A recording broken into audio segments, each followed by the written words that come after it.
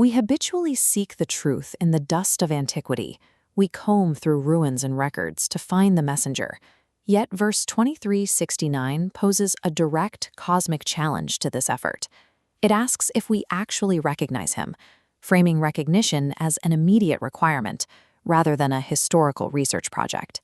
Our search for spiritual depth relies on the archaeological method. We attempt to reconstruct prophets through graves, physical biographies, and fragile chains of human-made transmission. This method carries an inherent failure. Physical history is subject to entropy. It erodes and perishes. When we try to reach the divine through dead artifacts, we are left with a hollow echo that lacks any active, living force. Verse 1092 illustrates the end of this physical obsession. It describes the preservation of Pharaoh's corpse as a divine warning. He is saved in body only, to serve as a sign of what happens when the form is prioritized over the spirit, a perfectly intact museum state that holds no information. A religion built on these dead artifacts is an illusion. Like the golden calf, it might have the weight and shine of something real, but it is a manufactured substitute that lacks the breath of life. In our current timeline, every physical eye that witnessed the prophet has closed. The generation that walked beside him has turned to dust, as seen in the archival records of our own excavations. This creates a direct contradiction with verse 833, which uses the present tense to state that the prophet is among them. This isn't a reference to a past historical era. It describes a current active presence that prevents collective punishment. We struggle to perceive this because we are afraid to trust anything but the physical past. We are like the Queen of Sheba in verse 2744, pulling up our skirts to avoid water that isn't there, unaware that we are already standing on a solid, living floor of truth. Connecting with the prophet today requires us to stop searching for a physical body in the sand.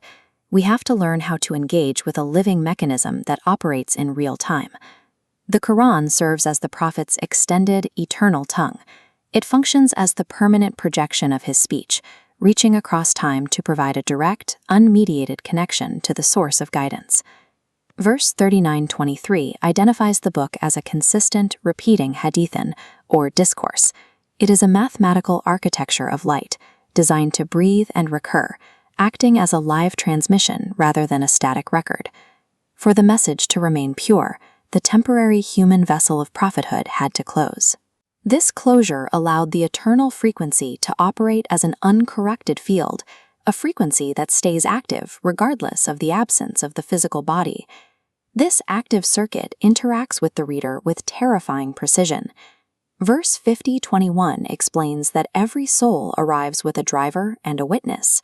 The book triggers this internal audit, using the reader's own conscience to measure their alignment with the truth. Connection is achieved when you plug your own consciousness into this living circuit. You move from being a spectator of the text to being a part of its execution. Passively reading the words achieves nothing. The system is designed to remain dormant until the reader performs a specific act of existential surrender. Verse 1912 provides the activation command: take the book with strength. This is the grip that turns on the voltage, connecting the reader's current reality to the divine source code. This grip is an act of absolute reliance. It means approaching the words with zero ego, treating the text as your only invariant constant. You stop judging the book and allow the book to judge the world around you. The 1912 grip immediately filters out the static of human tradition and sectarian noise. It establishes a direct communication line where the divine command can be heard without distortion. Without this intentional activation, the Qur'an remains ink on paper. With it, the circuit becomes your primary reality. Opening the book places you at a bifurcation node. You face an immediate existential choice, and your orientation determines the outcome of the signal. The path of reverse bias occurs when the reader treats the book as mere history. They choose the comfort of worldly tradition or sell the divine signs to maintain their social standing, effectively releasing the 1912 grip. Verse 241 warns against becoming the first disbeliever. If you recognize the truth and then reject it for a small price, you originate that darkness in your own timeline. You become the inaugural node of a broken circuit. This choice turns you into a preserved sign against yourself. Like Pharaoh's mummy, you might be saved in body and form, but you become a hollow museum state, spiritually dead while floating in the water of your own rejection. Passively ignoring the signal leads to self-destruction. You become a monument to a truth you refuse to execute. The path of forward bias begins the moment you apply the 1912 grip. This is the decision to surrender your prayer, your sacrifice, and your very life to the origin. When you align your will with this divine field, the ego dissolves. Verse 17:1 describes the night journey, where the slave is carried from the manifest world to the farthest reaches of truth. By fully surrendering the ego, the soul enters this same field, traveling from the local to the eternal. This journey leads to the ultimate coordinate in verse 6163. The reader reaches a state of total saturation, declaring, "I am the first of the Muslims." This isn't about being first in history. It is about reaching a topological state of original surrender. You have bypassed every dead tradition to connect directly with the same current that moved the prophets. The prophet is not waiting for you in an ancient grave.